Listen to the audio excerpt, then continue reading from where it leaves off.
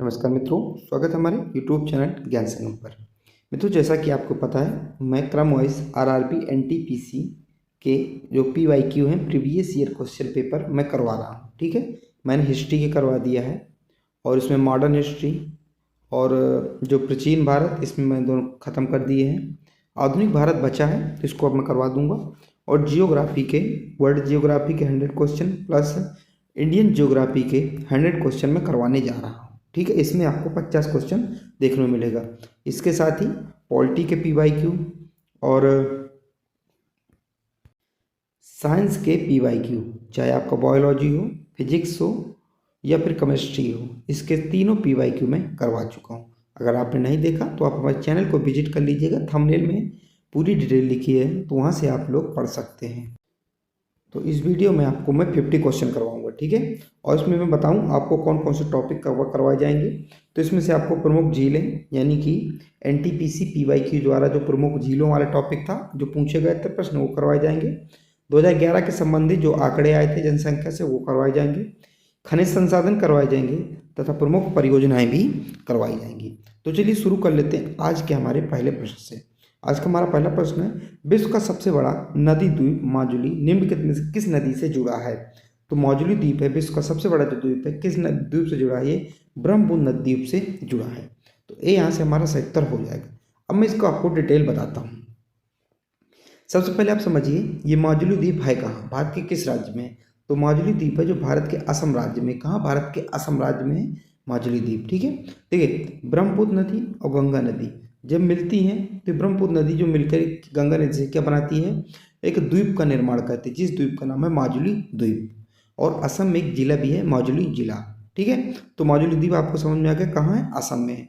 और ये ब्रह्मपुत्र नदी के सहयोग से बनाया जाता है। तो एक यहाँ से हमारा सही उत्तर हो जाएगा। ठीक है, अगला है, निम्नलिखित में से कौन सी झील लवणीय जल की झील है? लवणीय जल की झील कौन सी है? तो यानी कि खारी झील। लवणीय जल नमक ज़्यादा हो, सॉल्टी झील हो, तो कौन सी झील है? तो ये ऑप्शन नंबर 1 पुलिकट झील। कौन सी? पुलिकट झील। पुलिकट झील कहाँ है? आंध्र प्रदेश और तमिलनाडु में स्थित है, दोनों में स्थित है। ठीक है, तो ये कौन सा एक यहाँ से हमारा सही उत्तर हो जाएगा। ठीक है, अब आपको एग्जाम में कैसे समझ में आएगा कि कौन सी झील क्या है, यानी कि सॉल्टी झील है और कौन सी मीठे पानी की झील है। तो आप एक चीज़ याद रखिए, जो भी झीलें हैं जो महासागर से जुड़ी होंगी, जैसे हिंद महासागर, अरब सागर, बंगाल की खाड़ी से, वो सारी झीलें क्या होंगी? सॉल्टी झील होंगी, क्योंकि समुद्र का पानी क्या होता है? खारा होता है। और जो भी झीलें हैं जिनको हिमनद से जुड़े होंगी, जिनका स्रोत जो है, झीलों का स्रोत क्या होगा? बर्फ का पानी होगा, हिमनद होगा, तो सारी झीलें क्या होंगी? मीठी पानी की होती हैं। ठीक है, ये आपको याद रखना है। अगला है, पिछोला झील के बीच में बना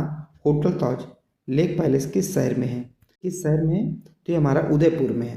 कहाँ? किस शहर में? उदयपुर। उदयपुर का राजस्थान में। तो तीसरा ऐसा सही उत्तर होगा। अगला है, फुमदी एक तैरता हुआ द्वीप निम्नलिखित में से किस झील की अनूठी विशेषता है? यानी कि फुमदी एक तैरता हुआ झील है, ठीक है, द्वीप है, तो किस झील की एक अनूठी विशेषता है? तो लोकटक झील की। किसकी? लोकटक झील। और लोकटक झील कहाँ है? तो लोकटक झील जो मणिपुर में है। कहाँ है? मणिपुर में है।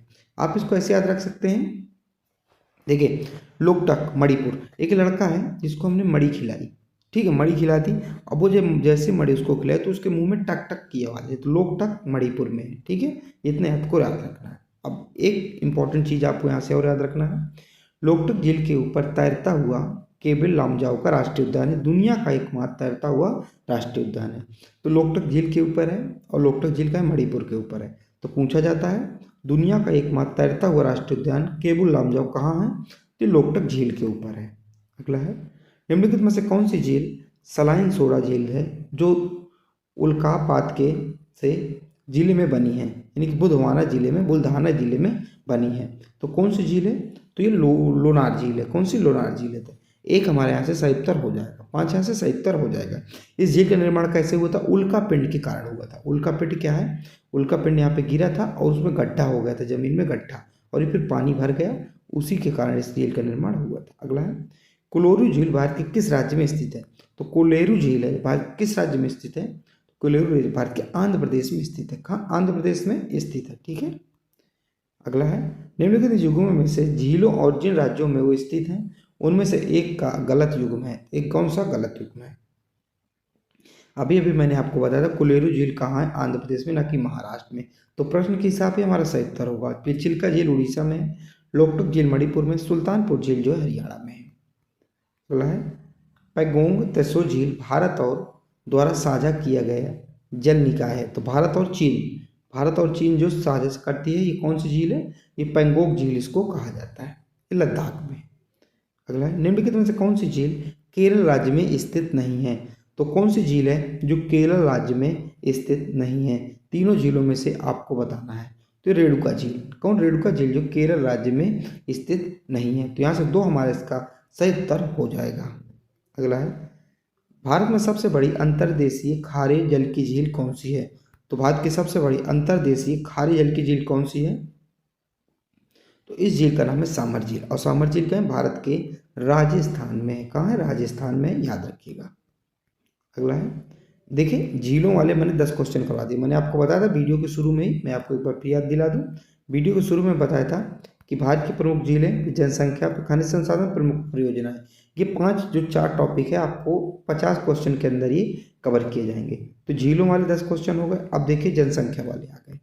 तो 2011 की जनगणना के अनुसार ये सारे टॉपिक रहेंगे।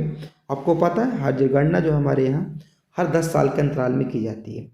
चूंकि 2021 में कोरोना काल था तो अभी तक की जनगणना नहीं की गई है। अगला है भारत की जनगणना 2011 के अनुसार भारत में कितने 10 लाख से अधिक आबादी वाले शहर थे? तो कितने ऐसे शहर थे जिसकी आबादी 10 लाख से अधिक थी? तो 53 थे।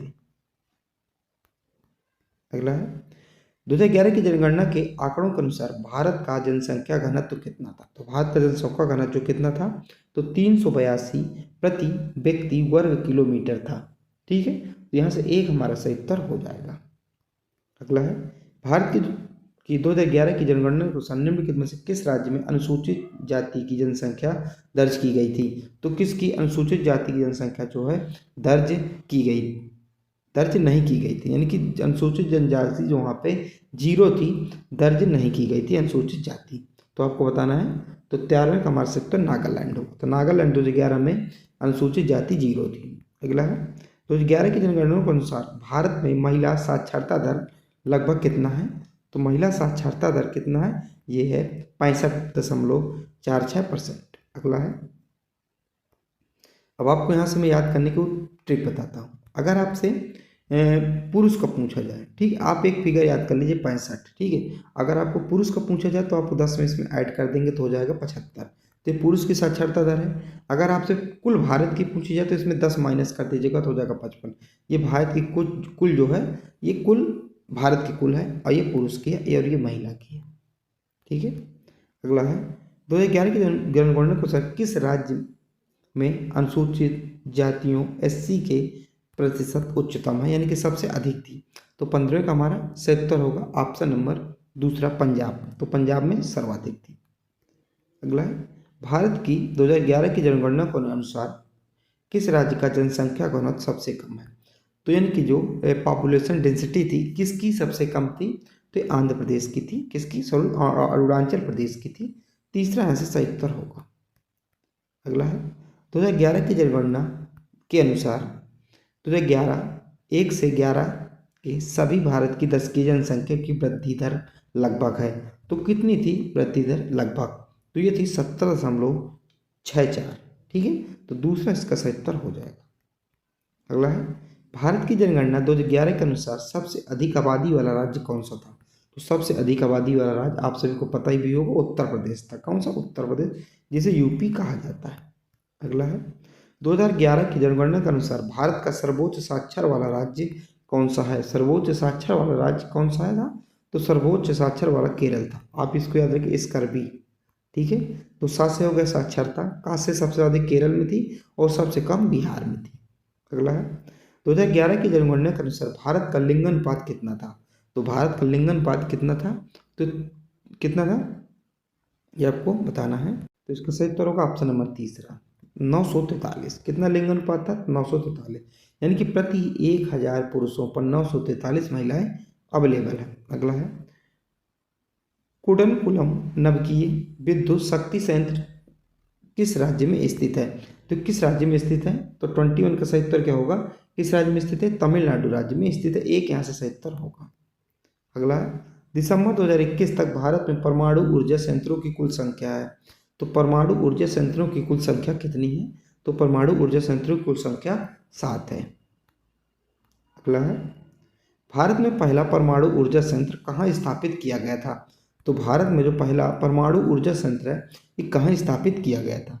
जो भारत का पहला परमाणु ऊर्जा संयंत्र है ये तारापुर में स्थापित किया गया था। कहाँ? तारापुर में स्थापित किया गया था।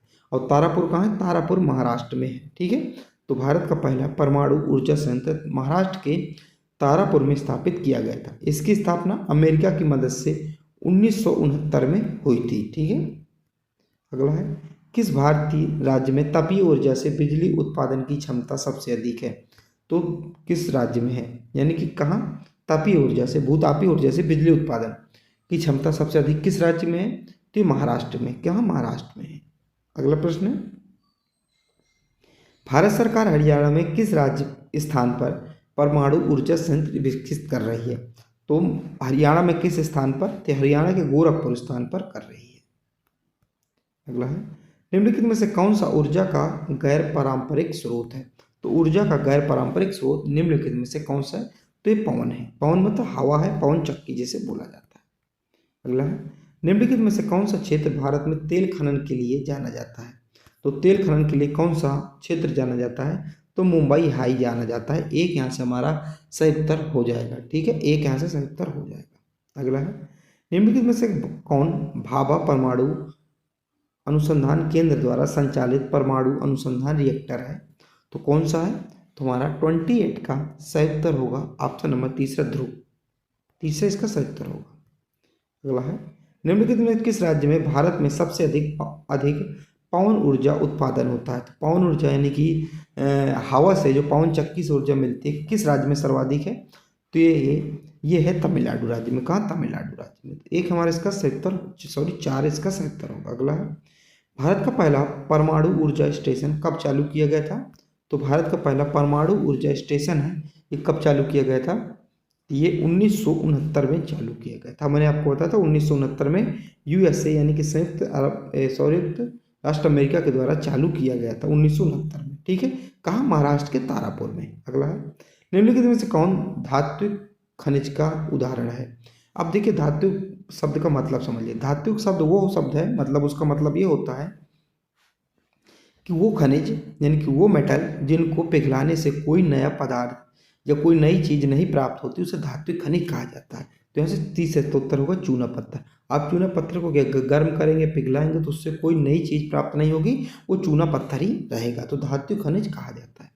अब देखिए, इन खनिजों को पिघलाने पर कोई नया परिणाम नहीं बनता। तो धात्विक खनिज जो खनिज होते हैं जिनको पिघलाने पर कोई नया परिणाम प्राप्त नहीं होता, न्यू रिजल्ट इसमें नहीं देखने को मिलता है। ठीक है, जैसे मिट्टी आप गर्म करें कुछ नया नहीं मिलेगा। हीरा, अब्रक, क्वार्ट्ज, जिप्सम, कोयला, डेलोमाइट, फॉस्फेट, नमक, ग्रेनाइट खनिज जैसे धात्विक खनिज है। कोयला, पेट्रोलियम भी जैसे खनिज भी अधात्विक खनिज के अंतर्गत आते हैं। ठीक है, अगला है, भारत में स्वर्ण का सबसे बड़ा उत्पादक राज्य कौन सा है? तो भारत में सब स्वर्ण यानी कि सोने का सबसे उत्पादक राज्य है कर्नाटक। ये क्योंकि यहाँ KGF की क्या है? खदान है। ठीक है, अगला है, देखिए भारत में कुछ और प्रमुख उत्पादक राज्य, तो सोने के कुछ और प्रमुख उत्पादक राज्य कर्नाटक के साथ साथ जैसे आंध्र प्रदेश है। आंध्र प्रदेश में खान है, रामगिरी खान, अनंतपुर, तेलंगाना में वारंगल है, तमिलनाडु में नीलगिरी एवं सलेम है, झारखंड में हीरा बोधनी खान है और सिंहभूमि। अगला है, भारत के किस राज्य में अब्रक का सबसे बड़ा भंडार है? तो अब्रक का सबसे बड़ा भंडार जो उड़ीसा में है। अगला है, निम्नलिखित में से कौन से स्थान यूरेनियम के खनन के लिए प्रसिद्ध है? तो यूरेनियम के खनन के लिए जादूगोड़ा की खान जो है प्रसिद्ध है। कहाँ है? ये झारखंड में है। अगला है, देखिए जादूगोड़ा झारखंड के पूर्वी सिंहभूमि में स्थित है। यह भारत की पहली यूरेनियम खदान है। वर्ष यानी कि साल 1951 में यहाँ यूरेनियम की भंडार की खोज हुई थी। साल 1967 में यहाँ खान का जो खनन कार्य शुरू किया गया था। अगला है, असम से पहले तेल के कुआं कहाँ खोजा गया था? तो असम से पहले जो तेल का कुआं है जो ये डिगबोई में खोजा गया था। कहाँ? डिगबोई में खोजा गया। तो इसका सही उत्तर क्या हो जाएगा? एक हमारा इसका सही उत्तर हो जाएगा। ठीक है, अब देखिए डिगबोई असम के तिनसुकिया जिले में स्थित है। यहाँ 19वीं सदी के आखिर में कच्ची की तेल की खुदाई हुई थी। डिगबोई में पहला तेल का कुआं सितंबर 1889 में खोदा गया था। तो पूछा जाता है भारत में पहला तेल का कुआं कहाँ खोदा गया था, तो डिगबोई में खोदा गया था। डिगबोई कहाँ है, असम में है, याद रखिएगा, ये यहाँ से इंपॉर्टेंट प्रश्न बनता है आपके लिए। इस कुएं को Assam railways and trading company limited ने खोदा था। डिगबोई को असम का तेल शहर कहा जाता है। डिगबोई में भी एशिया की पहली रिफाइनरी 1901 में शुरू हुई थी। तो एशिया की पहली भी रिफाइनरी जो डिगबोई में ही शुरू की गई थी। डिगबोई को रिफाइनरी भारतीय हाइड्रोकार्बन क्षेत्र की गंगोत्री कहा जाता है। तो जो डिगबोई रिफाइनरी है, भारतीय हाइड्रोकार्बन क्षेत्र की गंगोत्री इसको कहा जाता है। अगला है, भारत का सबसे बड़ा बॉक्साइट उत्पादक राज्य कौन सा है? तो बॉक्साइट उत्पादक राज्य भारत का कौन सा है? तो ये उड़ीसा है। कौन सा है? उड़ीसा है, ये आपको याद रखना है। कौन सा है? उड़ीसा। तो इसका सही उत्तर क्या हो जाएगा? तीसरा इसका सही उत्तर हो जाएगा। माफ कीजिएगा, यहाँ इसका सही उत्तर एक होगा, उड़ीसा यानी कि एक इसका, आंध्र प्रदेश है तीसरे में, ठीक है। और मैंने आपको ये 33 का जो क्वेश्चन उड़ीसा टिक करा था, इसको आप गलत कर लीजिएगा। इसका क्वेश्चन क्या, सॉरी, उड़ीसा को आप गलत कीजिएगा, आंध्र प्रदेश का सही उत्तर होगा। तो ये जो अब्रक है ये पर्याप्त रूप से आंध्र प्रदेश में पाया जाता है, ठीक है। अगला है, भारत के किस राज्य में सर्वाधिक कोयला भंडार है? तो भारत का ऐसा कौन सा राज्य है जहाँ सर्वाधिक कोयला भंडार है? तो इसका सही उत्तर क्या होगा? 37 का सही उत्तर होगा झारखंड। कौन सा झारखंड होगा? तो 4 इसका सही उत्तर हो जाएगा। झारखंड राज्य में सर्वाधिक क्या है? कोयला भंडार है, क्योंकि छोटा नागपुर का पठार पाया जाता है। अगला है, निम्नलिखित में से कौन सा स्थान भारत में तांबे की खानों के लिए माना जाता है? तो तांबों की खाने के लिए कौन सा स्थान? तो खेतड़ी स्थान माना जाता है। अगला है, निम्नलिखित में से कौन सा राज्य हीरो के औद्योगिक पैमाने पर खनन में देश की एकमात्र खदान का क्षेत्र है? तो ये पन्ना है। पन्ना कहाँ? मध्य प्रदेश। तो इसका सही उत्तर हो जाएगा ऑप्शन नंबर तीसरा, मध्य प्रदेश। मध्य प्रदेश का जो पन्ना क्षेत्र है, यहाँ सर्वाधिक हीरे पाए जाते हैं। अगला है, दिए गए यवस्कों में से किस में लोहे की मात्रा सबसे अधिक है? तो जो लोहे की मात्रा है सबसे अधिक है, तो ये हेमेटाइट। किस में? हेमेटाइट है। तो तीसरा इसका सही उत्तर होगा। अगला है, स्वर्णिम चतुर्भुज एक परिवहन नेटवर्क है जिसका उद्देश्य भारत में वस्तुओं और लोगों की तेजी में आवाजाही को सुविधाजनक बनाता है। तो किसका है? तो ये स्वर्णिम चतुर्भुज किसके लिए? सड़क के लिए एक योजना चलाई गई थी। तो तीसरा इसका सही उत्तर होगा। अगला है, निम्नलिखित में से कौन भारतीय रेलवे की सबसे पुरानी उत्पादन इकाई है? तो भारतीय रेलवे की सबसे पुरानी जो उत्पादन इकाई कौन सी है? तो यह है चित्तरंजन लोकोमोटिव वर्कशॉप। तो 4 हमारे यहाँ से सही उत्तर होगा। अगला है, निम्नलिखित में से कौन सा भारतीय समुद्री बंदरगाह अन्य की तुलना में सुदूर दक्षिण में स्थित है? तो कौन सा ऐसा बंदरगाह है जो सुदूर दक्षिण में स्थित है अन्य की तुलना में? तो इसका सही उत्तर क्या हो जाएगा? तूतीकोरिन। क्या? तूतीकोरिन इसका सही उत्तर हो जाएगा। अगला है, गंगा नदी पर राष्ट्रीय जलमार्ग संख्या 1 प्रयागराज को जोड़ता है। तो प्रयागराज को हल्दिया से जोड़ता है। तो जो जलमार्ग राष्ट्रीय जलमार्ग संख्या 1 है, ये प्रयागराज को हल्दिया से जोड़ता है। अगला है, जवाहरलाल नेहरू पत्तन निम्नलिखित में से किस शहर में स्थित है? तो जवाहरलाल नेहरू पत्तन किस शहर में स्थित है, ये आपको बताना है। तो हमारा इसका सही उत्तर हो जाएगा ऑप्शन नंबर चौथा, नवी मुंबई में स्थित है। अगला प्रश्न है, देखिए, जिसे JNPT व हवाना सेवा बंदरगाह भी कहा जाता है, यह भारत का सबसे बड़ा कंटेनर बंदरगाह है। कौन सा? कंटेनर बंदरगाह है। यह मुद्रा बंदरगाह के बाद भारत का दूसरा सबसे बड़ा कंटेनर बंदरगाह है। यह अरब सागर के पूर्वी तट पर स्थित है। यह महाराष्ट्र के रायगढ़ जिले में है। तो कहाँ है? महाराष्ट्र के रायगढ़ जिला। और महाराष्ट्र किस तरफ है?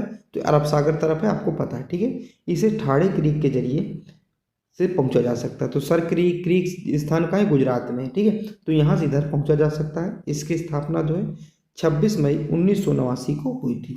अगला है, दुनिया की सबसे लंबी राजमार्ग सुरंग अटल सुरंग मनाली को से जोड़ती है। तो मनाली को किससे जोड़ती है?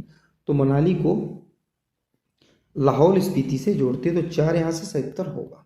अगला है, स्वतंत्रता के समय भारत में जनसाधारण के लिए निम्नलिखित में से कौन सी सेवा मौजूद नहीं थी? तो स्वतंत्रता के समय यानी कि स्वतंत्रता के बाद, तो रेलवे देखिए 1854-56 में डलहौजी दे गया था। टेलीग्राम सेवाएं भी डलहौजी दे गया था, डाक सेवाएं भी दे गया था, लेकिन कॉल सेंटर नहीं थे। तो एक यहाँ से हमारा सही उत्तर होगा। अगला है, पूर्व पश्चिम गलियारा असम के सिलचर को गुजरात कैसे जोड़ता है? तो असम के सिलचर गुजरात से जोड़ता है पूर्व पश्चिम गलियारा। तो इसका सही उत्तर क्या हो जाएगा, हमारा इसका सही उत्तर होगा पोरबंदर, तो पोरबंदर से जोड़ता है। अगला है, भारत में पहली रेलवे लाइन वर्ष 1853 में बॉम्बे से तक बिछाई गई थी। बॉम्बे से कहाँ बिछाई गई थी, तो कहाँ, ठाणे तक बिछाई गई थी, ठीक है, 1853 में। और 1854 में पहली रेल जो चलाई गई थी डलहौजी के द्वारा। अगला है, ट्रांस साइबेरियन रेलवे निम्नलिखित में से किस देश की परियोजना है, तो ये रूस की परियोजना है। किसकी परियोजना है, रूस की परियोजना है। तो दूसरा इसका हमारा सही उत्तर हो जाएगा, रूस की परियोजना है ट्रांस साइबेरियन, क्योंकि ट्रांस साइबेरियन ही रूस का एक शहर है, ठीक है। तो इसमें मैंने आपको 50 क्वेश्चन करवा दिए, कितने, आपको मैंने 50 क्वेश्चन करवा दिए। और ये हमारा आज का पार्ट 3 था। कौन सा था, पार्ट 3 था। इसके पहले 2 पार्ट में 50-50 क्वेश्चन करवा चुका हूँ, नहीं देखा है आप तो देख लीजिए। इसके बाद एक वीडियो मेरा और आएगा जिसमें से 50 क्वेश्चन रहेंगे, तो टोटल 200 क्वेश्चन इसमें हो जाएंगे, ठीक है। इसके साथ ही वर्ल्ड जियोग्राफी और इंडियन जियोग्राफी के जो PYQ थे NTPC के यहाँ से ख़त्म हो जाएंगे। इसके बाद हमारा इकोनॉमी के जो है, इकोनॉमी के PYQ चालू होंगे, ठीक है। तो जय हिंद, जय भारत।